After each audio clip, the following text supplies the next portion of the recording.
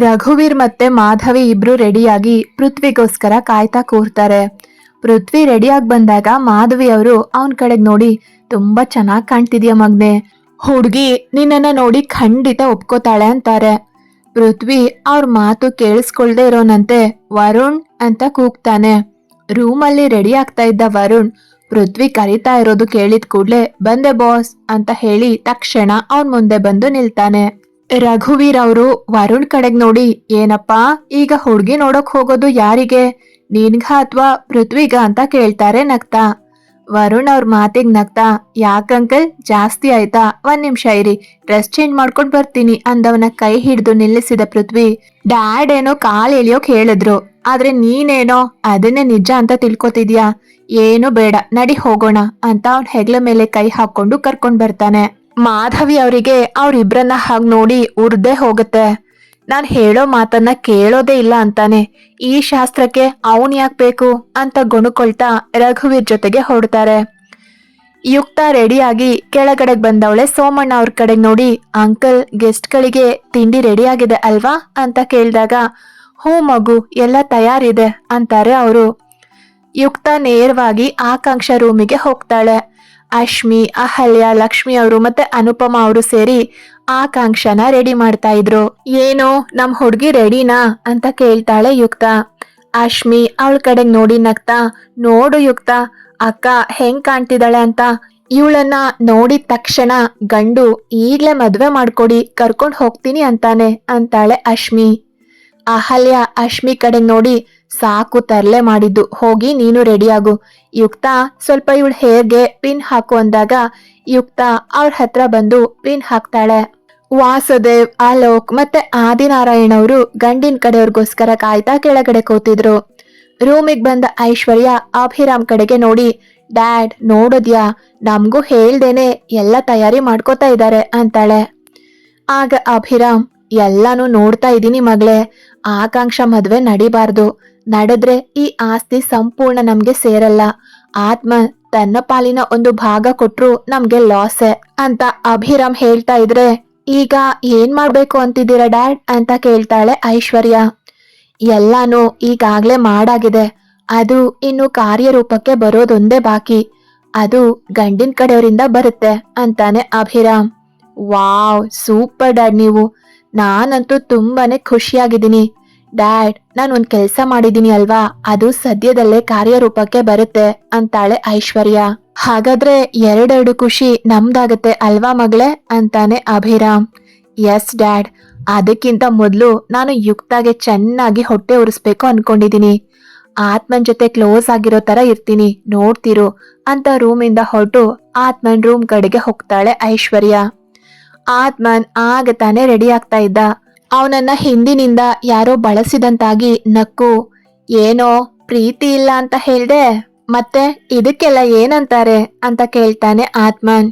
ಯಾರಂದಿದ್ದು ಪ್ರೀತಿ ಇಲ್ಲ ಅಂತ, ನಾನು ನಿನ್ನನ್ನ ತುಂಬಾನೇ ಪ್ರೀತಿಸ್ತೀನಿ ಅನ್ನೋ ಮಾತ್ ಕೇಳಿ ಆತ್ಮನ್ ಬೆಚ್ಚಿ ಬೀಳ್ತಾನೆ. ಅವಳ ಧ್ವನಿ ಯುಕ್ತಾಳಂತೆ ಅನ್ನಿಸ್ಲಿಲ್ಲ. ತಕ್ಷಣ ಹಿಂದಕ್ಕೆ ತಿರುಗಿ ನೋಡ್ತಾನೆ. ಅಲ್ಲಿದ್ದಿದ್ದು ಐಶ್ವರ್ಯ.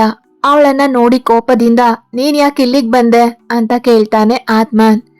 ಐಶ್ವರ್ಯ ಆಶ್ಚರ್ಯದಿಂದ, ಏನ್ ಕ್ವೆಶ್ಚನ್ ಅಂತ ಕೇಳ್ತಾ ಇದೀಯಾ, ನನ್ ರೂಮಿಗೆ ನಾನ್ ಬರ್ದೆ ಇನ್ಯಾರು ಬರ್ತಾರೆ ಅಂತ ಕೇಳ್ತಾಳೆ.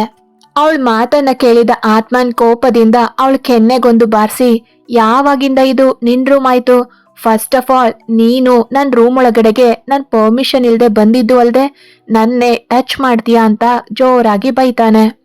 ಐಶ್ವರ್ಯ ಮಾತ್ರ ವ್ಯಂಗ್ಯವಾಗಿ ನಗ್ತಾ, ಏನು ನಿನ್ನನ್ನ ಟಚ್ ಮಾಡ್ಬಾರ್ದಾ, ಏನ್ ನಿನ್ನ ಯಾರು ಇಷ್ಟಿಂದವರೆಗೂ ಟಚ್ಚೇ ಮಾಡಿಲ್ಲ ಅನ್ನೋ ಹಾಗಾಡ್ತಿದ್ಯಾ, ನೀನ್ ಬಿಡು, ನೀನು ಎಷ್ಟು ಜನರನ್ನ ಟಚ್ ಮಾಡಿದ್ಯಾ ಅನ್ನೋದಾದ್ರೂ ನೆನ್ಪಿದ್ಯಾ, ನೀನು ಪೋಸ್ ಕೊಡೋದ್ ನೋಡಿದ್ರೆ ಇಲ್ಲಿವರೆಗೂ ಯಾವ್ದೇ ಹೆಣ್ಣನ್ನು ಟಚ್ಚೇ ಮಾಡಿಲ್ಲ ಅನ್ನೋ ಹಾಗಾಡ್ತಿದ್ಯಾ, ನೀನ್ ಮುಖಕ್ಕೆ ಮದ್ವೆ ಬೇರೆ ಕೇಡು, ನನ್ಗೆ ಕೇಳೋಕೆ ಮರ್ತ್ ಹೋಯ್ತು, ಯುಕ್ತ ಎಷ್ಟನೇವಳು, ಅವಳೆ ಕಡೆನಾ ಅಥವಾ ಇನ್ನು ಅಂದಾಗ ಅಷ್ಟ್ರಲ್ಲೇ ಅವಳ ಕೆನ್ನೆಗೊಂದು ಜೋರಾಗಿ ಏಟ್ ಬೀಳುತ್ತೆ.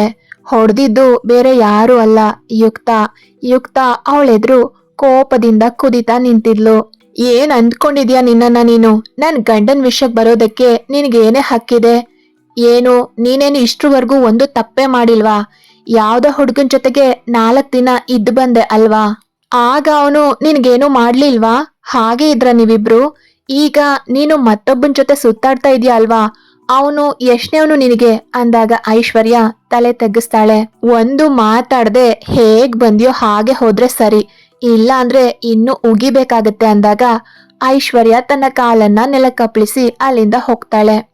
ಸರ್ ಬನ್ನಿ ಕೆಳಗಡೆಗೆ ಹೋಗೋಣ, ಹುಡುಗನ್ ಮನೆಯವರು ಬರೋ ಹೊತ್ತಾಯ್ತು ಅನ್ಸುತ್ತೆ ಅಂತ ಯುಕ್ತ ಆತ್ಮನ್ ಕಡೆಗೆ ನೋಡಿದಾಗ ಅವನು ಮಾತ್ರ ಏನೋ ಯೋಚಿಸ್ತಾ ನಿಂತಿದ್ದ. ಏನ್ ಅಷ್ಟೊಂದ್ ಚಿಂತೆ ಮಾಡ್ತಾ ಇದ್ದೀರಾ?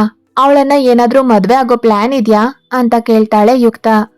ಆತ್ಮನ್ ಯುಕ್ತ ಕಡೆಗ್ ನೋಡಿ ಏನು ಅಂತ ಕೇಳ್ತಾನೆ. ನೀವು ಐಶ್ವರ್ಯನ ಮದ್ವೆ ಆಗ್ತಾ ಇದ್ದೀರಾ ಅಂದೆ ಅಂತಾಳೆ ಯುಕ್ತ.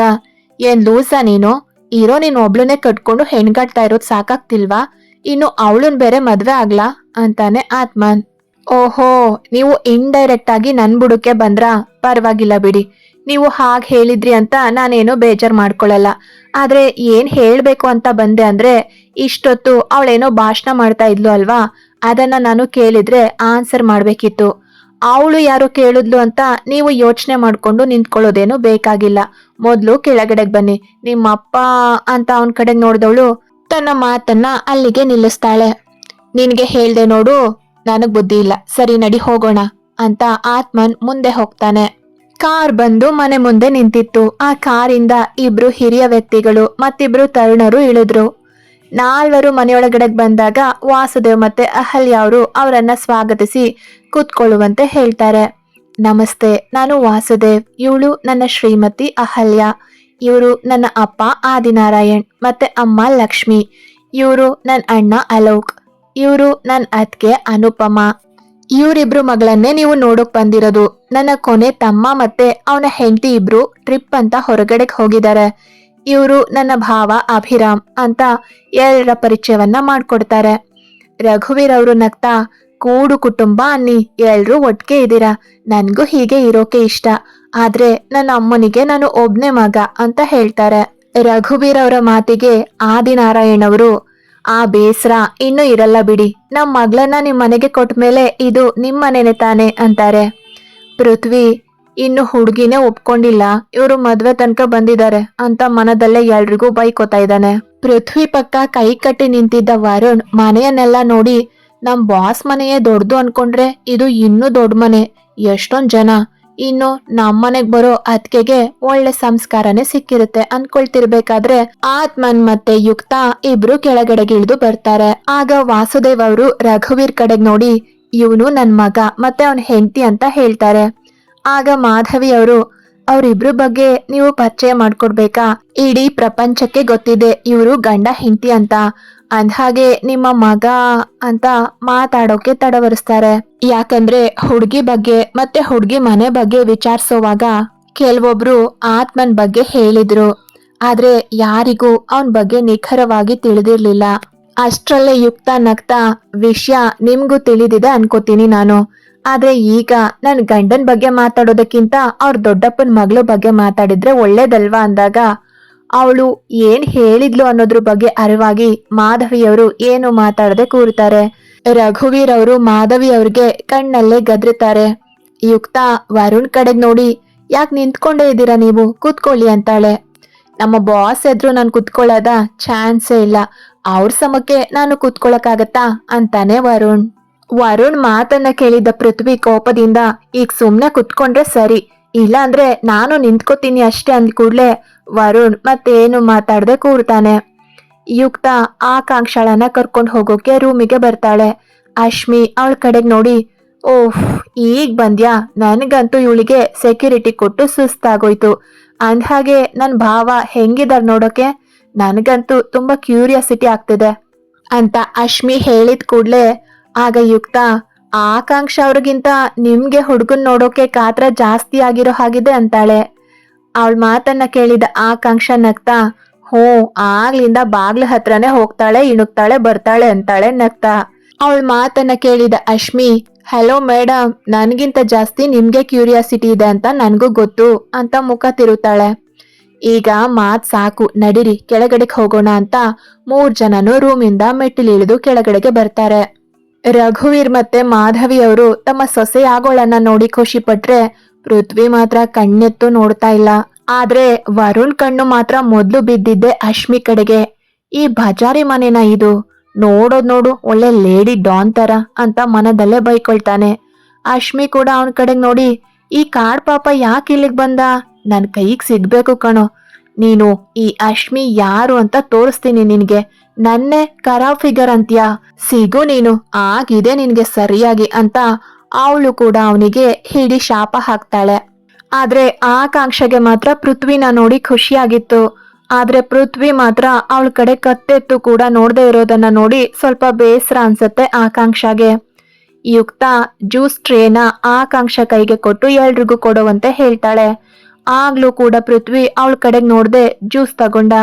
ಇದನ್ನ ಗಮನಿಸಿದ ಯುಕ್ತ ಅವನ್ ಕಡೆಗ್ ನೋಡಿ, ನಮ್ ಹುಡ್ಗಿ ನೀವು ನೋಡ್ಲಿ ಅಂತಾನೆ ಇಷ್ಟೆಲ್ಲ ಅಲಂಕಾರ ಮಾಡ್ಕೊಂಡ್ ಬಂದು ನಿಮ್ ಮುಂದೆ ನಿಂತಿದ್ದಾರೆ, ಅಂಥದ್ರಲ್ಲಿ ನೀವು ಒಂದ್ಸಲನು ಕಣ್ಣೆತ್ತಿ ನೋಡ್ದೆ ಹೋದ್ರೆ ಹೇಗೆ ಹೇಳಿ?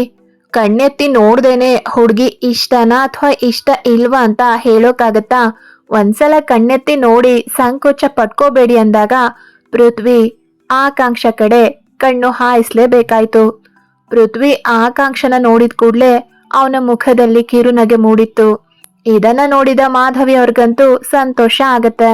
ಆದಿನಾರಾಯಣ್ ಅವರು ರಘುವೀರ್ ಕಡೆಗ್ ನೋಡಿ, ನಿಮ್ ಹುಡ್ಗನಿಗೆ ನಮ್ ಹುಡ್ಗಿ ಜೊತೆ ಏನಾದ್ರೂ ಮಾತಾಡ್ಬೇಕಿದ್ರೆ ಮಾತಾಡ್ಕೋಬಹುದು ಅಂತ ಹೇಳ್ತಾರೆ.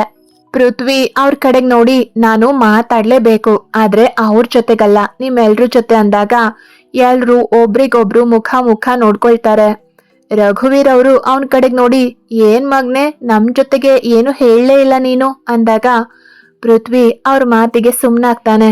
ವಾಸುದೇವ್ ಅವರು ಅವನ್ ಕಡೆಗ್ ನೋಡಿ, ಸರಿ ಏನಪ್ಪ ಹೇಳೋದು ಅಂತ ಕೇಳ್ತಾರೆ. ಆಗ ಪೃಥ್ವಿ ವರುಣ್ ಹೆಗ್ಲು ಮೇಲೆ ಕೈ ಹಾಕಿ, ಇವನು ನನ್ನ ಗೆಳೆಯ ವರುಣ್ ಅಂತ, ಚಿಕ್ಕಂದಿನಿಂದಲೂ ಒಟ್ಟಿಗೆ ಆಡಿ ಬೆಳೆದಿರೋರು. ಅಪ್ಪ ನನ್ಗೆ ಏನೇ ಕೊಡ್ಸಿದ್ರು ಅವನಿಗೂ ಕೊಡಿಸ್ದೇ ಇರ್ತಾ ಇರ್ಲಿಲ್ಲ, ನಾನು ಅಷ್ಟೇ, ನನ್ಗೆ ಏನೇ ತಗೊಂಡ್ರು ಅವನಿಗೂ ತಗೋತೀನಿ. ಈಗ ನನ್ ಜೊತೆಗೆ ಅವಂದು ಮದ್ವೆ ಆಗ್ಬೇಕು ಅನ್ನೋದು ನನ್ನ ಆಸೆ ಅಂತಾನೆ. ವಾಸುದೇವ್ ಅವರು ನಗ್ತಾ, ಓಹ್ ತುಂಬಾ ಒಳ್ಳೇದು, ಧಾರಾಳವಾಗಿ ಮದ್ವೆ ಆಗ್ಬಹುದು, ಅದಕ್ಕೆ ನಮ್ಮಿಂದ ಏನು ಅಡ್ಡಿ ಇಲ್ಲ ಅಂತಾರೆ. ಆಗ ಪೃಥ್ವಿ, ನಾನ್ ಹೇಳಿದ್ದು ಹಾಗಲ್ಲ, ಇವ್ರ ತಂಗಿ ಇದಾರಲ್ವಾ ಅವ್ರನ್ನ ನನ್ ಫ್ರೆಂಡ್ಗೆ ಮದ್ವೆ ಮಾಡ್ಕೊಡೋದಾದ್ರೆ ನನಗೆ ಈ ಮದ್ವೆ ಆಗೋಕೆ ಏನು ಅಡ್ಡಿ ಇಲ್ಲ ಅಂದಾಗ ಎಲ್ರು ಎದ್ದು ನಿಲ್ತಾರೆ. ಆತ್ಮನ್ ಕೋಪದಿಂದ ಎದ್ ನಿಂತು, ಏನ್ ಅನ್ಕೊಂಡಿದೀರ ನಿಮ್ಮನ್ನ ನೀವು ಅಂದಾಗ ಯುಕ್ತ ಅವನ್ ಕೈ ಹಿಡಿದು, ಸರ್ ಪ್ಲೀಸ್ ಕೋಪ ಮಾಡ್ಕೋಬೇಡಿ, ಅವರು ಸಮಾಧಾನವಾಗಿ ಮಾತಾಡ್ತಾ ಇದಾರೆ ತಾನೆ, ನಾವು ಕೂಡ ಹಾಗೆ ಮಾತಾಡ್ಬೇಕಲ್ವಾ, ಯಾರಿಗೂ ಅವಮಾನ ಮಾಡೋಕೆ ಹೋಗ್ಬೇಡಿ, ಅತಿಥಿಗಳು ಅವರು ಅಂದಾಗ ಅವಳ ಕೈ ಬಿಡಿಸ್ಕೊಂಡು ಹೊರಗಡೆಗೆ ಹೋಗ್ತಾನೆ ಆತ್ಮನ್. ಆಗ ರಘುವೀರ್ ಅವರು ಯುಕ್ತ ಕಡೆಗ್ ನೋಡಿ, ನಿನ್ ಗಂಡ ಕೋಪ ಮಾಡ್ಕೊಂಡಿದ್ರಲ್ಲಿ ಏನು ತಪ್ಪಿಲ್ಲ ಬಿಡಮ್ಮ, ಅಕ್ಕನ ನೋಡೋಕ್ ಬಂದು ತಂಗಿನೂ ಕೊಡಿ ಅಂತಿದೀವಿ ಅಲ್ವಾ ಅಂತಾರೆ. ಆದಿನಾರಾಯಣ್ ಅವರು ಅವ್ರ ಕಡೆಗ್ ನೋಡಿ, ಏಯ್ ಹುಡ್ಗ ಏನು ಅಂತ ಮಾತಾಡ್ತಿದ್ಯಾ, ನಿನ್ ಫ್ರೆಂಡ್ಗೆ ನಮ್ಮನೆ ಹುಡ್ಗಿನೇ ಕೊಡ್ಬೇಕಾ ಅಂತ ಕೇಳ್ತಾರೆ. ಆದ್ರೆ ಪೃಥ್ವಿ ಮಾತ್ರ ಗಂಭೀರವಾಗಿ, ನೋಡಿ ನಂದೇನು ಒತ್ತಾಯ ಇಲ್ಲ, ನೀವು ಒಪ್ಪಿದ್ರೆ ಮಾತ್ರ, ಇಲ್ಲ ಅಂದ್ರೆ ನಾವು ಹೋಗ್ತೀವಿ ಅಂತಾನೆ. ವರುಣ್ ಅಶ್ಮಿ ಕಡೆಗ್ ನೋಡಿ ಭಯದಿಂದ ಉಗ್ಳು ನುಂಗ್ತಾ, ಬಾಸ್ ನಾನ್ ಮದ್ವೆ ಆಗಲ್ಲ, ಆದ್ರೆ ನೀವು ಮಾತ್ರ ಇವ್ರನ್ ಮದ್ವೆ ಆಗಿ ಅಂತ ಹೇಳ್ತಾನೆ. ಯುಕ್ತ ಅವನ್ ಕಡೆಗ್ ನೋಡಿ, ನೋಡಿ ನೀವು ಬೇರೆ ಕಡೆ ನೋಡ್ಬಹುದಲ್ವಾ, ಒಂದೇ ಮನೆ ಹುಡ್ಗಿ ಯಾಕ್ ಬೇಕು ಅಂತ ಕೇಳ್ತಾಳೆ. ಆಗ ಪೃಥ್ವಿ, ನಮ್ಮ ಸ್ನೇಹ ಈ ವಿಷಯದಿಂದ ಹಾಳಾಗ್ಬಾರ್ದು ಅಲ್ವಾ, ಒಂದೇ ಮನೆಯ ಅಕ್ಕ ತಂಗಿರಿದ್ರೆ ಹೊಂದ್ಕೊಂಡು ಹೋಗ್ತಾರೆ ಅನ್ನೋದು ನನ್ನ ಭಾವನೆ ಅಂತಾನೆ. ನನಗೆ ಹುಡ್ಗ ಒಪ್ಕೆ ದೊಡ್ಡಪ್ಪ ಅನ್ನೋ ಅಶ್ಮಿಯ ಮಾತನ್ನ ಕೇಳಿ ಎಲ್ರು ಆಶ್ಚರ್ಯದಿಂದ ಅವಳ ಕಡೆಗ್ ನೋಡ್ತಾರೆ. ವಾಸುದೇವ್ ಅವರು ಅವಳ ಕಡೆಗ್ ನೋಡಿ, ನಿನಗೇನಾದ್ರೂ ತಲೆ ಕೆಟ್ಟಿದ್ಯಾ, ನಿನ್ ಅಪ್ಪ ಅಮ್ಮನನ್ನ ಕೇಳ್ದೆ ನಾವು ಮದ್ವೆಗೆ ಒಪ್ಕೊಳ್ಳೋಕಾಗತ್ತಾ, ಯೋಚನೆ ಮಾಡು ಪುಟ್ಟ ಅಂತಾರೆ. ಅಷ್ಟ್ರಲ್ಲೇ ಆಕಾಂಕ್ಷ ಅಶ್ಮಿ ಕಡೆಗ್ ನೋಡಿ, ಅಶ್ಮಿ ನೀನು ನನ್ಗೋಸ್ಕರ ಒಪ್ಕೊಳ್ಳೋ ಅವಶ್ಯಕತೆ ಇಲ್ಲ, ಈ ಸಂಬಂಧ ಇಲ್ಲ ಅಂದ್ರೆ ಮತ್ತೊಂದ್ ಸಂಬಂಧ ಬರುತ್ತೆ, ಆದ್ರೆ ಮದ್ವೆ ಅನ್ನೋದು ಒಂದೇ ಸಲ ಆಗೋದು, ನಿನ್ನ ಒಂದು ನಿರ್ಧಾರದಿಂದ ಮತ್ತೆ ಸಫರ್ ಆಗೋಳು ನೀನೆ ಅಂತ ಹೇಳ್ತಾಳೆ. ಆಗ ಆದಿನಾರಾಯಣ್ ಅವರು, ಆಕಾಂಕ್ಷ ಹೇಳ್ತಾ ಇರೋದು ಸರಿಯಾಗೇ ಇದೆ, ನಮ್ಗೆ ಈ ಸಂಬಂಧ ಬೇಡ ಬಿಡು ಅಂತ ಹೇಳ್ತಾರೆ. ಆಗ ಅಶ್ಮಿ, ತಾತ ನಿಜವಾಗ್ಲೂ ನಾನೇ ಹೇಳ್ತಾ ಇದ್ದೀನಿ, ನನ್ಗೆ ಅವರು ಒಪ್ಕೆ ಆಗಿದ್ದಾರೆ ಅಂತಾಳೆ. ಆದ್ರೆ ವರುಣ್ ಮಾತ್ರ ಅವಳ ಕಡೆಗ್ ನೋಡಿ ಹೆವಿ ಡೌ ಮಾಡ್ತಾ ಇದ್ದಾಳೆ, ಏನೋ ದೊಡ್ಡ ಪ್ಲಾನೇ ಮಾಡ್ಕೊಂಡಿರೋ ಹಾಗಿದೆ, ಅಯ್ಯೋ ದೇವ್ರೆ, ಹೋಗಿ ಹೋಗಿ ಈ ಮರಿ ರಾಕ್ಷಸಿ ಕೈಯಲ್ಲಿ ಸಿಕ್ಕಾಕೊಳ್ಳೋ ಹಾಗೆ ಮಾಡ್ದ ಅಂತ ಮನದೊಳಗಡೆ ಹೇಳ್ಕೊಳ್ತಾ ಇದ್ದಾನೆ. ಪೃಥ್ವಿ ಮಾತ್ರ ಅವ್ರೆಲ್ರ ಕಡೆಗೆ ನೋಡಿ, ನೀವು ನಿಮ್ಮ ಡಿಸಿಷನ್ನ ಇವರ ಪೇರೆಂಟ್ಸ್ ಬಂದ್ಮೇಲೆ ಡಿಸ್ಕಸ್ ಮಾಡಿ ನಮ್ಗೆ ತಿಳಿಸಿ, ಆವಾಗ ಬರ್ತೀವಿ ನಾವು ಅಂತ ಹೇಳ್ತಾನೆ. ರಘುವೀರ್ ನಗ್ತಾ, ಎಲ್ಲ ನಮ್ಮ ಮಗನೇ ಹೇಳಿದಾನೆ, ನಾವ್ ಹೇಳೋದಕ್ಕೆ ಇನ್ನೇನಿದೆ, ನಾವಿನ್ನು ಹೊಡ್ತೀವಿ ಅಂತ ಹೇಳ್ತಾರೆ. ಲಕ್ಷ್ಮಿ ಅವರು ಅವ್ರ ಕಡೆಗೆ ನೋಡಿ, ಸಂಬಂಧಿಕರಾಗೋದಾದ್ರೆ ಮಾತ್ರ ನೀವು ಇಲ್ಲಿ ಸೇವ್ಸೋದಾ?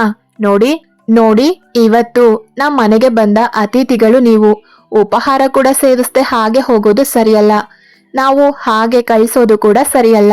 ಇವತ್ತು ಅತಿಥಿಗಳಾಗಿರೋರು ನಾಳೆ ಸಂಬಂಧಿಕರಾಗಬಾರ್ದು ಅಂತ ಏನೂ ಇಲ್ಲ ಅಲ್ವಾ?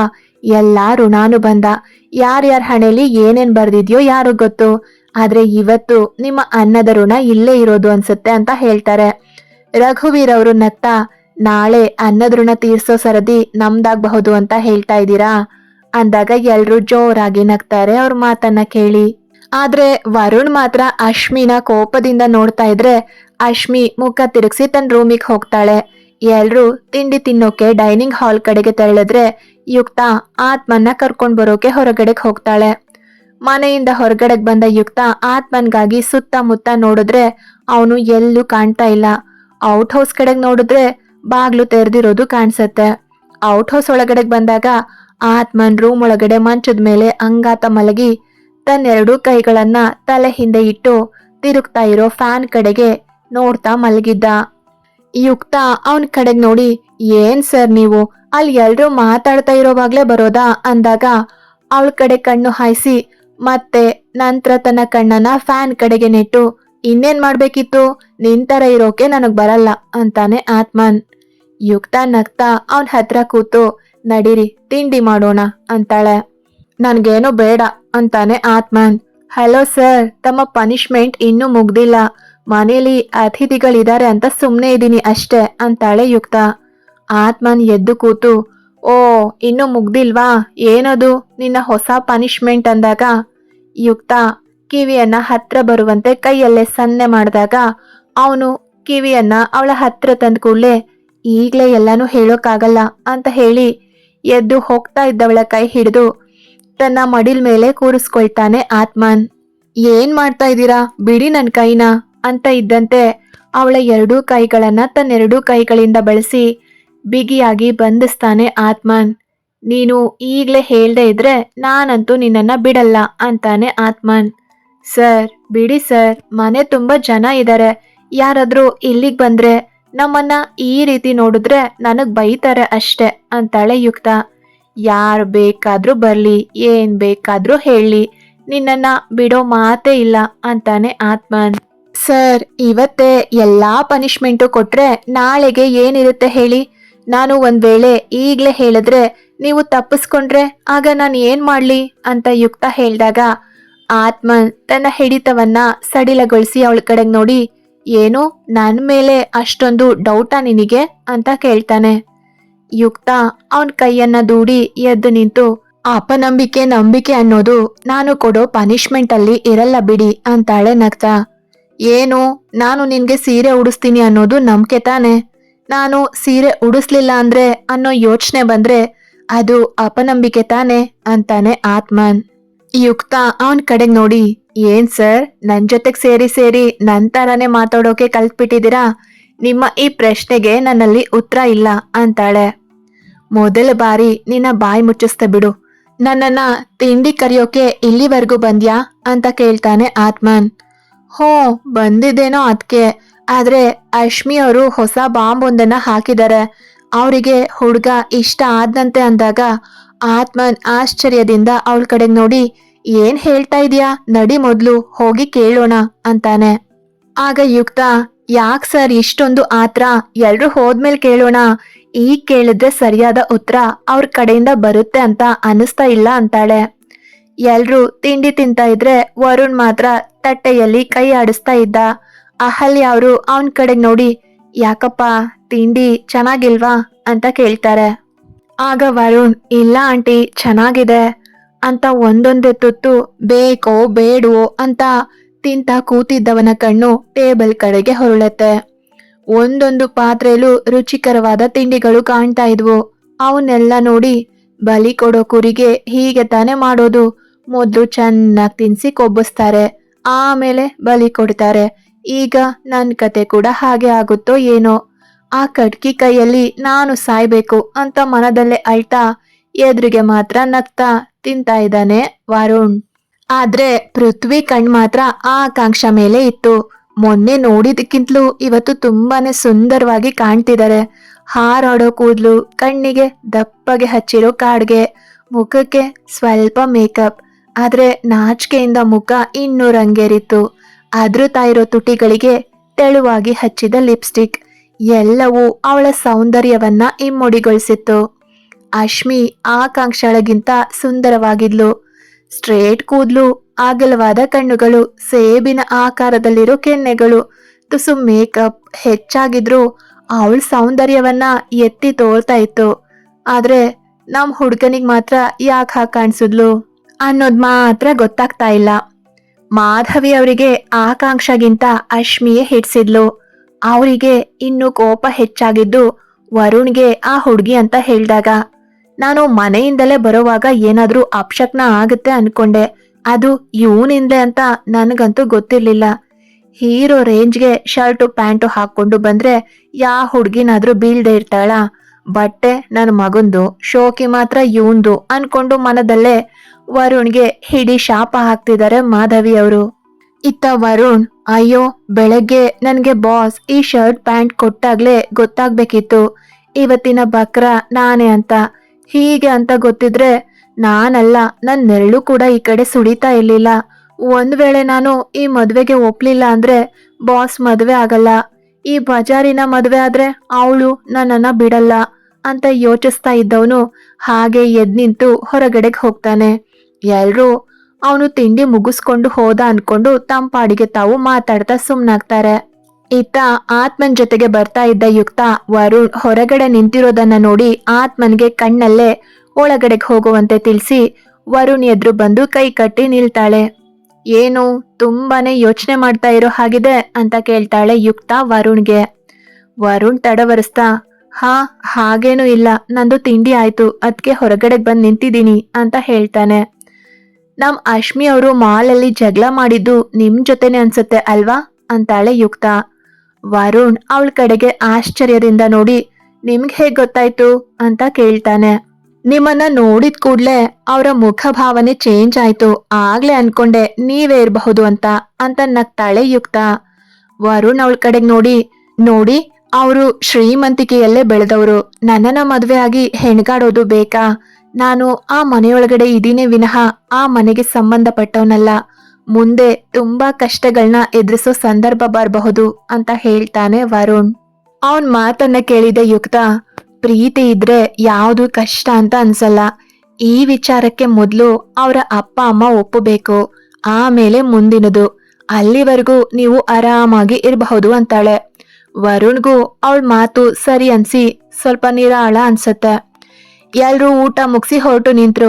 ರಘುವೀರ್ ಅವರು ವಾಸುದೇವ್ ಅವ್ರ ಕಡೆಗೆ ನೋಡಿ, ನಿಮ್ಮ ಸತ್ಕಾರಕ್ಕೆ ನಮ್ಮ ಹೃದಯ ತುಂಬಿ ಬಂತು. ನಾನು ದೇವರಲ್ಲಿ ಬೇಡ್ಕೊಳ್ತೀನಿ, ಈ ಸತ್ಕಾರ ನಮ್ಗೆ ಶಾಶ್ವತವಾಗಿ ಸಿಗುವಂತಾಗ್ಲಿ ಅಂತ ಹೇಳ್ತಾರೆ. ಅವ್ರ ಮಾತನ್ನ ಕೇಳಿದ ವಾಸುದೇವ್ ಅವರು ಕೂಡ ನಗ್ತಾ, ನಮ್ದು ಅದೇ ಕೋರಿಕೆ ಆಗಿರತ್ತೆ ಅಂತ ಕೈ ಮುಗಿತಾರೆ. ಪೃಥ್ವಿಯ ಕಣ್ಣುಗಳು ಆಕಾಂಕ್ಷಳನ್ನ ಹುಡುಕ್ತಾ ಇತ್ತು. ಆದ್ರೆ ಆಕಾಂಕ್ಷ ಮತ್ತೆ ಅಶ್ಮಿ ಇಬ್ರನ್ನು ರೂಮ್ ಒಳಗಡೆಯೇ ಕೂರುವಂತೆ ಲಕ್ಷ್ಮಿಯವರು ಆಜ್ಞೆ ಮಾಡಿದ್ರು. ಎಲ್ರೂ ಮನೆಯಿಂದ ಹೊರಟ್ಮೇಲೆ ಯುಕ್ತ ಆಸ್ಪತ್ರೆಗೆ ಹೊರಡ್ತಾಳೆ. ಆಕಾಂಕ್ಷ ರೂಮಲ್ಲಿ ಅಶ್ಮಿಯನ್ನೇ ನೋಡ್ತಾ ನಿಂತಿದ್ಲು. ಅಶ್ಮಿ ಅವಳ ಕಡೆ ನೋಡಿ, ಯಾಕಕ್ಕ ಹಾಗ್ ನೋಡ್ತಾ ಇದ್ಯಾ ಅಂತ ಕೇಳ್ತಾಳೆ. ನೀನ್ ಯಾಕೆ ಅವರನ್ನ ಒಪ್ಕೊಂಡೆ ಅಂತ ಕೇಳ್ತಾಳೆ ಆಕಾಂಕ್ಷ. ಆಗ ಅಶ್ಮಿ, ಅಕ್ಕ ಯಾಕೆ ಒಪ್ಕೊಂಡೆ ಅಂದ್ರೆ ನಾನು ನಿಜವಾಗ್ಲೂ ಹೇಳ್ತಾ ಇದ್ದೀನಿ, ನನ್ಗೆ ಅವರು ಇಷ್ಟ ಆಗಿದ್ದಾರೆ, ಅದಕ್ಕೆ ಒಪ್ಕೊಂಡೆ ಅಂತಾಳೆ ಅಶ್ಮಿ. ಮಾಲ್ನಲ್ಲಿ ನೋಡಿದ್ರೆ ಅವನು ಆಗದೆ ಇರೋ ತರ ಜಗಳ ಮಾಡ್ಬಂದೆ, ಈಗ ನೋಡಿದ್ರೆ ಇಷ್ಟ ಅಂತ ಹೇಳ್ತಿದ್ಯಾ ಅಂತ ಕೇಳ್ತಾಳೆ ಆಕಾಂಕ್ಷ. ಅಕ್ಕ ನಿನ್ಗೆ ಗೊತ್ತಿಲ್ಲ, ಎಲ್ಲರ ಪ್ರೀತಿನೂ ಸ್ಟಾರ್ಟ್ ಆಗೋದು ಜಗಳದಿಂದಾನೆ ಅಂತ. ನನ್ಗೂ ಕೂಡ ಹಾಗೇನೆ ಜಗಳ ಆಡ್ತಾನೆ ಅವ್ರ ಮೇಲೆ ಲವ್ ಆಯ್ತು ಅಂತಾಳೆ ಅಶ್ಮಿ. ಓಹೋ, ನಾನು ನನ್ ತಂಗಿ ಇನ್ನು ಪುಟ್ಟ ಹುಡುಗಿ ಅಂತ ಅನ್ಕೊಂಡಿದ್ದೆ, ನೀನ್ ನೋಡಿದ್ರೆ ದೊಡ್ಡ ಹುಡುಗಿ ಅಂತ ನಿರೂಪಿಸ್ಬಿಟ್ಟೆ ಅನ್ನೋ ಮಾತ್ ಕೇಳಿ ಇಬ್ರು ತಿರುಗಿ ನೋಡಿ ಅಶ್ಮಿ ಮಾತ್ರ ಅಲ್ಲಿ ಆತ್ಮನ್ ನಿಂತಿರೋದನ್ನ ನೋಡಿ ಭಯದಿಂದ ತಲೆ ತಗ್ಗಿಸ್ತಾಳೆ. ಆತ್ಮನ್ ರೂಮ್ ಒಳಗಡೆಗ್ ಬಂದು ಅವಳ ಭುಜ ಹಿಡಿದು, ತಲೆ ತಗ್ಸೋ ಅಂತ ತಪ್ಪು ನೀನೇನು ಮಾಡಿಲ್ಲ, ಆದ್ರೆ ನಾನೇ ತಪ್ಪಾಗಿ ತಿಳ್ಕೊಂಡಿದ್ದೆ ಅಷ್ಟೇ. ಆದ್ರೆ ಇದೆಲ್ಲ ಹೇಗಾಯ್ತು ಅಂತ ಕೇಳ್ತಾನೆ ಆತ್ಮನ್. ಆಕಾಂಕ್ಷ ನಗ್ತಾ, ಎಲ್ಲ ಶುರುವಾಗಿದ್ದು ಮಾಲ್ನಲ್ಲಿ ಆಡಿದ ಜಗಳದಿಂದ ಅಂತಾಳೆ. ಅಶ್ಮಿ ಅವಳ ಕಡೆಗ್ ನೋಡಿ, ನಾನು ಮಾತ್ರನಾ? ನೀನು ಕೂಡ ನಾವಿಬ್ರು ಜಗಳ ಆಡೋವಾಗ ನೀವಿಬ್ರು ನೋಡ್ಕೊಂಡು ಮಾತಾಡ್ತಾ ಇದ್ದದ್ದನ್ನ ನಾನು ನೋಡಿಲ್ಲ ಅನ್ಕೊಂಡ್ಯಾ ಅಂತ ಕೇಳ್ತಾಳೆ. ಆತ್ಮನ್ ಅವ್ರಿಬ್ರು ಮಾತನ್ನ ಕೇಳಿ ನಗ್ತಾ, ಸಾಕು ನಿಲ್ಸಿ, ನನ್ನ ಅಶ್ಮಿ ಪುಟ್ಟಗೆ ನಿಜವಾಗ್ಲೂ ಆ ಹುಡ್ಗ ಇಷ್ಟ ಆಗಿದ್ರೆ ನಾನು ಚಿಕ್ಕಪ್ಪ ಚಿಕ್ಕಮ್ಮ ಹತ್ರ ಹೇಳಿ ಒಪ್ಪಿಸ್ತೀನಿ, ಸರಿನಾ ಅಂದಾಗ ಆಕಾಂಕ್ಷ ಮುಖ ರಂಗೇರಿತ್ತು. ಇತ್ತ, ಡ್ಯಾಡ್ ಏನ್ ಆಗ್ತಾ ಇದೆ ಇಲ್ಲಿ? ನೀವೇ ತಾನೇ ಹೇಳಿದ್ದು ಅಶ್ಮಿನ ಆ ಹುಡ್ಗನಿಗೆ ಕೊಡ್ತೀರಾ ಅಂತ ಕೇಳಿದ್ರೆ ಮನೆಯವರು ಒಪ್ಪೋದಿಲ್ಲ ಅಂತ. ಆದ್ರೆ ಈಗೇನಾಯ್ತು ನೋಡಿದ್ರ ಅಂತ ಐಶ್ವರ್ಯ ಕೇಳ್ತಾ ಇದ್ರೆ, ಎಸ್ ಐಶು, ಹಾಗೆ ಆಗಿತ್ತು. ಆದ್ರೆ ಆ ಅಶ್ಮಿ ಒಪ್ಕೋತಾಳೆ ಅಂತ ನನ್ಗೇನ್ ಕನ್ಸ್ ಬಿದ್ದಿತ್ತ? ನನ್ನ ಪ್ಲಾನ್ ಎಲ್ಲ ಉಲ್ಟಾ ಆಯ್ತು ಅಂತಾನೆ ಅಭಿರಾಮ್. ಡ್ಯಾಡ್, ಇನ್ನೂ ಒಂದು ಆಪ್ಷನ್ ಇದೆ. ಅತ್ತೆ ಮಾವ ಈ ಹುಡ್ಗನನ್ನ ಒಪ್ಪಿದ್ರೆ ತಾನೆ ಈ ಮದ್ವೆ ಆಗೋದು. ಸೊ ನಾವೀಗ ಅತ್ತೆ ಮಾವನ್ ಬ್ರೈನ್ ವಾಶ್ ಮಾಡ್ಬೇಕು ಅಷ್ಟೆ ಅಂತಾಳೆ ಐಶ್ವರ್ಯ. ಇಂಥ ಸಿಚುಯೇಷನ್ ಅಲ್ಲೂ ಬೆಸ್ಟ್ ಐಡಿಯಾ ಕೊಟ್ಟಿದ್ಯಾ ಮಗಳೇ. ಕಡೆ ತನಕನೂ ನಮ್ಮ ಪ್ರಯತ್ನ ಬಿಡಬಾರ್ದು ಅಷ್ಟೆ. ನಮ್ಗೆ ಅವ್ರ ಮದ್ವೆ ಆಗೋ ತನಕ ಟೈಮ್ ಇರುತ್ತೆ, ಏನಂತೀಯಾ ಅಂತಾನೆ ಅಭಿರಾಮ್. ಆಗ ಐಶ್ವರ್ಯ, ಎಸ್ ಡ್ಯಾಡ್, ಈ ಪೂರ್ತಿ ಆಸ್ತಿ ನಮ್ ಕೈ ಸೇರ್ಬೇಕು ಅಷ್ಟೆ ಅಂತ ಅವನನ್ನ ತಪ್ಕೊಳ್ತಾಳೆ. ಇತ್ತ, ಅಪ್ಪ ಹೇಗಿದ್ಯಾ ಅಂತ ಕೇಳ್ತಾಳೆ ಯುಕ್ತ. ನಾನೇನು ಚೆನ್ನಾಗಿದ್ದೀನಿ, ಆದ್ರೆ ಆತ್ಮನ್ ಎಲ್ಲಿ ಅಂತ ಕೇಳ್ತಾರೆ ಭಾರದ್ವಾಜ್ ಅವರು. ಆಗ ಯುಕ್ತ, ಅಪ್ಪ ನಿಜವಾಗ್ಲೂ ನಿನ್ಗೆ ಆತ್ಮನ್ ಸರ್ ಮೇಲೆ ಕೋಪ ಇಲ್ವಾ ಅಂತ ಅವರ ಮುಖವನ್ನೇ ನೋಡ್ತಾ ಕೇಳ್ತಾಳೆ ಯುಕ್ತ. ನಾನು ಕೋಪ ಮಾಡ್ಕೊಂಡ್ರೆ ನಿನ್ನನ್ನ ಕಳ್ಕೋಬೇಕಾಗತ್ತೆ, ಅದಕ್ಕಿಂತ ಒಪ್ಕೊಳ್ಳೋದೇ ಲೇಸು ಅಲ್ವಾ ಅಂತಾರೆ ವಿಷಾದದಿಂದ. ನನ್ಗೆ ಗೊತ್ತಿತ್ತು ನೀನು ಆತ್ಮನ್ ಸರ್ನ ಒಪ್ಕೊಳ್ತೀಯ ಅಂತ. ನೀನೇನು ಹೆದ್ರು ಬೇಡ, ಅವರು ನನ್ನನ್ನ ತುಂಬಾ ಚೆನ್ನಾಗಿ ನೋಡ್ಕೊಳ್ತಾ ಇದ್ದಾರೆ. ಅವರು ನನ್ ಜೊತೆಗ್ ಬಂದ್ರೆ ಅಮ್ಮನಿಗೆ ಇಷ್ಟ ಆಗೋಲ್ಲ ಅಂತ ಬಂದಿಲ್ಲ. ಹೇಗೂ ನಾಳೆ ಡಿಸ್ಚಾರ್ಜ್ ಆಗತ್ತಲ್ವಾ, ಅವಾಗ ಬಂದು ನೋಡ್ಕೊಂಡು ಹೋಗ್ತೀವಿ ಇಬ್ರು, ಸರಿನಾ ಅಂತ ಭಾರದ್ವಾಜ್ ಅವರನ್ನ ತಪ್ಕೊಳ್ತಾಳೆ. ಅವರು ಅವಳ ತಲೆಯನ್ನ ನೇವರಿಸ್ತಾರೆ. ಇತ್ತ ಮನೆಯೊಳಗಡೆ ಕಾಲಿಡ್ತಾ ಇದ್ದಂತೆ ಮಾಧವಿ ಅವರು ಕೋಪದಿಂದ, ನಿಂತ್ಕೋ ಪೃಥ್ವಿ ಅಂತಾರೆ. ವರುಣ್ ಮತ್ತೆ ಪೃಥ್ವಿ ಇಬ್ರು ಅಲ್ಲೇ ನಿಲ್ತಾರೆ. ಏನಮ್ಮ ಅಂತಾನೆ ಪೃಥ್ವಿ. ನಿನ್ಗೇನಾದ್ರೂ ತಲೆ ಕೆಟ್ಟಿದ್ಯಾ? ಶ್ರೀಮಂತ್ರ ಮನೆ ಹುಡ್ಗಿ ತಂದು ಇವನಿಗೆ ಗಂಟ್ ಹಾಕ್ತಾ ಇದ್ಯಾ? ಇವನೇ ಒಬ್ಬ ಬಿಟ್ಟಿ ಕುಳ್ ತಿನ್ನೋನು, ಇನ್ನು ಇವನ್ ಜೊತೆಗೆ ಅವಳಿಗೂ ಹಾಕ್ಲಾ ಅಂತಾರೆ ಕೋಪದಿಂದ. ಆಗ ಪೃಥ್ವಿ, ಒಂದ್ ವೇಳೆ ಹಾಕ್ದೆ ಅಂತಾನೆ ಅನ್ಕೋ, ನಿನ್ ಕೈಯೇನು ಸೌದ್ ಹೋಗುತ್ತಾ? ಇಲ್ಲ ತಾನೆ, ಇಲ್ಲಿ ತಂದ್ ಹಾಕೋದು ನಾನ್ ತಾನೆ, ನಿನ್ಗೆ ಮಾಡ್ಕೊಡೋಕೇನ್ ಕಷ್ಟ ಅಂತ ಕೇಳ್ತಾನೆ. ಮಗನ ಮಾತನ್ನ ಕೇಳಿದ ಮಾಧವಿ ಅವರು, ಹೂ ಕಣೋ, ಬಿಟ್ಟಿ ಚಾಕ್ರಿಗೆ ಸಿಕ್ಕಿದೀನಿ ನಾನು ಅಂತಾರೆ ಅಳ್ತಾ ಕೂರ್ತಾ. ಅವ್ರ ಮಾತನ್ನ ಕೇಳಿದ ರಘುವೀರ್ ಅವರು ಕೋಪದಿಂದ, ನಿಲ್ಲಿಸ್ತೀಯ ನಿನ್ ನಾಟ್ಕನ? ನೀನು ಯಾರ್ ಚಾಕ್ರಿ ಮಾಡ್ತಾನೋ ಇಲ್ಲ ಇಲ್ಲಿ, ನಾವು ನಿನ್ನೋರೇ ಅಲ್ವಾ? ನಮಗ್ ಮಾಡಿ ಹಾಕೋಕು ಕಷ್ಟ ಆಗತ್ತಾ ನಿನಗೆ? ಇನ್ನು ನೀನು ಆ ಹುಡ್ಗನಿಗ್ ಮಾಡ್ ಹಾಕೋ ಚಂದನ ನಾನೇನು ನೋಡಿಲ್ವಾ? ಪಾಪ ಆ ಹುಡ್ಗ ಏನು ಮಾತಾಡೋದಿಲ್ಲ ಅಂತ ನಿನ್ನದೇ ಕಾರುಬಾರು ಇಲ್ಲಿ ಅಂತಾರೆ ಕೋಪದಿಂದ ರಘುವೀರ್ ಅವರು. ಅವ್ರ ಮಾತುಗಳನ್ನ ಕೇಳಿದ ವರುಣ್ ಕೈ ಮುಗ್ದು, ಪ್ಲೀಸ್ ಅಪ್ಪ, ಅಮ್ಮನಿಗೆ ಬೈಬೇಡಿ, ಅವರು ಹೇಳೋದ್ರಲ್ಲಿ ಏನ್ ತಪ್ಪಿದೆ? ಅನಾಥ ನಾನು, ನನ್ ಜೊತೆಗೆ ಬರೋಳನ್ನ ನೋಡ್ಕೊಳ್ಳೋಕೆ ಕಷ್ಟ ಆಗುತ್ತೆ ಅಲ್ವಾ ಅಂತಾನೆ. ಆಗ ವರುಣ್, ಈ ವಿಚಾರ ನನ್ಗೆ ಗೊತ್ತಿಲ್ಲ, ನನ್ನ ಮದ್ವೆ ಆಗ್ಬೇಕು ಅಂದ್ರೆ ನೀನು ಮದ್ವೆ ಆಗ್ಲೇಬೇಕು, ಇದು ನಿನಗೆ ಮಾತ್ರ ಹೇಳಿದ್ದಲ್ಲ, ಈ ಮನೆಯಲ್ಲಿ ಯಾರಿದಾರೋ ಎಲ್ರಿಗೂ ಅಂತ ಜೋರಾಗಿ ಹೇಳಿದ ಪೃಥ್ವಿ ಅಲ್ಲಿಂದ ಹೊರಟು ಹೋಗ್ತಾನೆ. ಇತ್ತ ರೂಮಿಗೆ ಬಂದ ವರುಣ್ ಶರ್ಟ್ ಬಿಚ್ತಾ, ನನಗೂ ಅಪ್ಪ ಅಮ್ಮ ಇದ್ದಿದ್ರೆ ಎಷ್ಟು ಚೆನ್ನಾಗಿರೋದು, ಬಾಸ್ ಅಪ್ಪ ಅಮ್ಮನ್ ತರಾನೇ ನನ್ನನ್ನು ನೋಡ್ಕೊತಾ ಇದ್ರೋ ಏನೋ, ಎಲ್ಲದಕ್ಕೂ ಪಡ್ಕೊಂಡ್ ಬಂದಿರ್ಬೇಕಲ್ವಾ?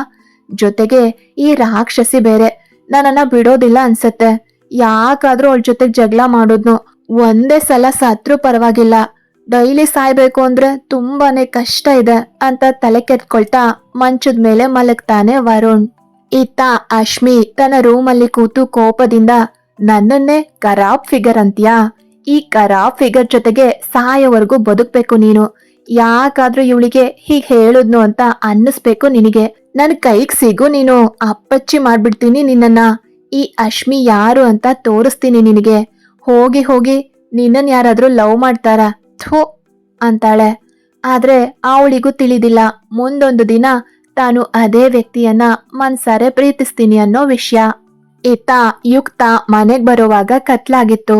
ಆತ್ಮನ್ ಅವಳಿಗೋಸ್ಕರ ಕಾಯ್ತಾ ಕೂತಿದ್ದ. ರೂಮಿಗ್ ಬಂದವಳೆ ಅವನ್ ಕಡೆಗ್ ನೋಡಿ, ಸಾರಿ ಸರ್, ಇವತ್ತು ಸ್ವಲ್ಪ ಲೇಟ್ ಆಯ್ತು. ಅಪ್ಪನ್ ಜೊತೆ ಮಾತಾಡ್ತಾ ಕೂತಿದ್ದೆ, ಸಮಯ ಕಳೆದಿದ್ದೆ ಗೊತ್ತಾಗ್ಲಿಲ್ಲ.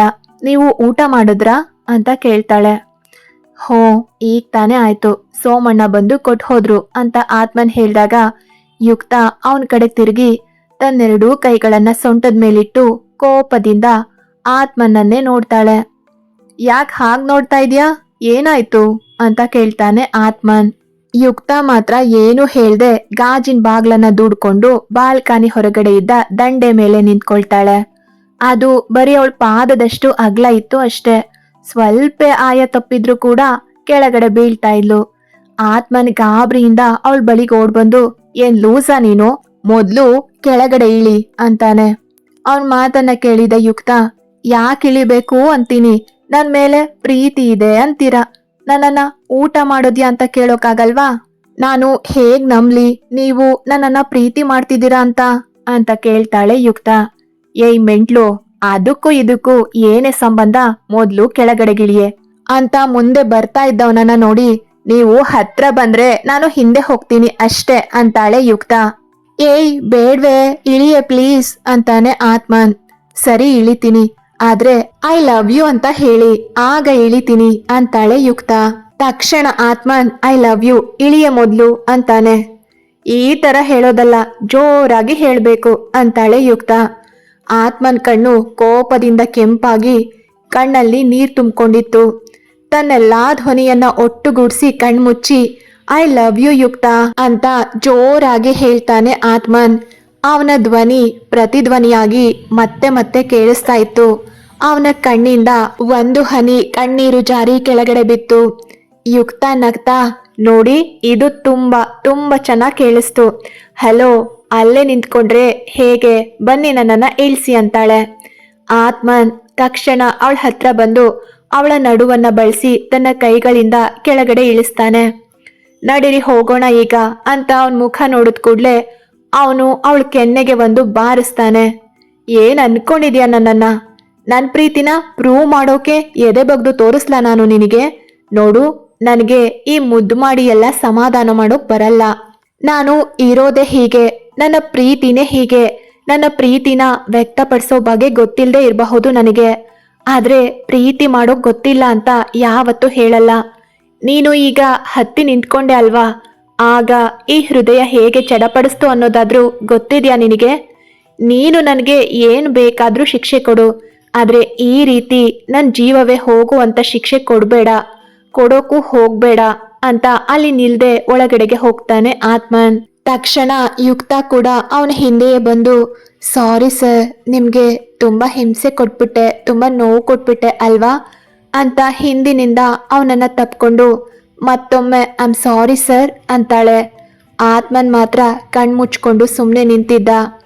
ನಿಮ್ಗೆ ಇಷ್ಟೊಂದು ಹರ್ಟ್ ಆಗ್ಬೋದು ಅನ್ಕೊಂಡಿರ್ಲಿಲ್ಲ ನಾನು. ಇನ್ಯಾವತ್ತೂ ಹೀಗೆಲ್ಲ ಹುಡುಗಾಟ ಆಡಲ್ಲ ಸರ್, ಸರಿನಾ ಅಂತ ಕೇಳ್ತಾಳೆ ಯುಕ್ತ. ಆದ್ರೂ ಆತ್ಮನ್ ಮಾತ್ರ ಅವಳ ಕೈಯನ್ನ ಬಿಡಿಸ್ಕೊಂಡು ಸ್ವಲ್ಪ ದೂರ ಹೋಗಿ ನಿಲ್ತಾನೆ. ಯುಕ್ತ ಮತ್ತೆ ಅವನೆದ್ರು ಬಂದು ನಿಂತು, ಸಾರಿ ಅಂದೆ ತಾನೆ, ಮತ್ತೆ ಕೋಪನ?